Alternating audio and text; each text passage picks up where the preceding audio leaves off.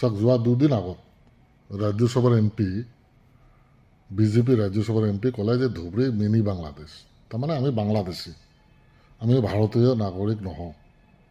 তেখেতে যিটো মন্তব্য বা বক্তব্য মানে ৰাজ্যসভাত ৰাখিছে বিজেপিৰ MPয়ে যোৱা দুদিন আগত, যে আপোনালোকৰ মনত আছেনে 2007 মই মুছলিম সাহিত্য চৰ্চিতা আমি গঠন কৰিছিলোঁ।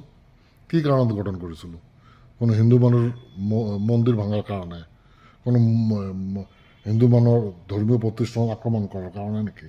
নহয়, আমাৰ জাতি মুছলমানৰ নিৰাপত্তাৰ কাৰণে। মুছলমানৰ নিৰাপত্তাৰ কাৰণে 2007 আমি মুছলিম সাহিত্য চৰ্চিত বিচাৰিছিলোঁ।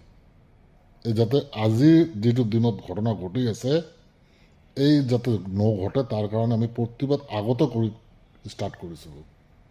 2007 বন্ধ কৰিছিলোঁ, আমি বন্ধ দিছিলোঁ, বন্ধ ছাকচেছফুলি নামনি অসমৰ সকলো ৰাইজে সমৰ্থন দিছিল।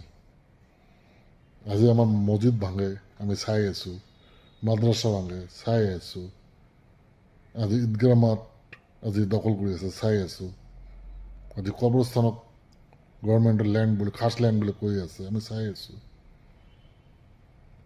ভোটৰ টাইমত বহুত বহুত লিডাৰ দেখা যায়, কিন্তু যেতিয়া জাতিৰ ওপৰত আক্ৰমণ হয় তেতিয়া কোনো লিডাৰৰ মুখ নোখোলে, মুখ বন্ধ। কোনো মাইকেলালৰ দম হোৱা নাই আজিলৈকে আমাৰ লিডাৰৰ যে মুছলমান জাতিৰ নিৰাপত্তাৰ কাৰণে এষাৰ কথা কয়। মই চ্যালেঞ্জ দিওঁ, কোনো মাইকেলালৰ দম হোৱা নাই, কোনো মাইকেলালৰ দম হোৱা নাই মুছলমানৰ কাৰণে এষাৰ কথা কয় যে আমাৰ ওপৰত অন্যায় হৈ আছে, অন্যায় অন্যায়। আমি কিমান সহ্য কৰিম? 2007 মই এইটো এজন মন্ত্ৰীৰ প্ৰমীলা নদী বৰ্মা তেতিয়া মিনিষ্টাৰ আছিল, কৈছিল যে মোৰ জাতিৰ কাৰণে আগত মই জাতিক চাম, মই BDAD চাম, তাৰপৰা অসমৰ মানুহৰ কথা মই চিন্তা কৰিম। তেখেতে এটা কেবিনেট মিনিষ্টাৰ আছিল এগ্ৰিকালচাৰ, তেখেতৰ মুখত এইটো কথা। তেতিয়াই মই চিন্তা কৰিছোঁ যে নিজৰ জাতিৰ কাৰণে নিৰাপত্তাৰ প্ৰয়োজন আছে।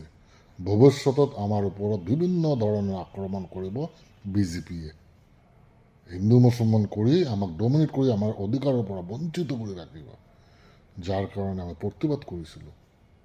আৰু সেই প্ৰতিবাদত আসাম চৰকাৰে আমাৰ আলোচনাৰ কাৰণে আমাক এখন চিঠি দিছিল, আৰু এই চিঠি দি এতিয়া আমি সুপ্ৰিম কোৰ্ট হাইকোৰ্ট কৰিম। আপোনালোকৰ সহায় সহযোগিতা আগবঢ়োৱাৰ কাৰণে আমি অনুৰোধ জনাইছোঁ।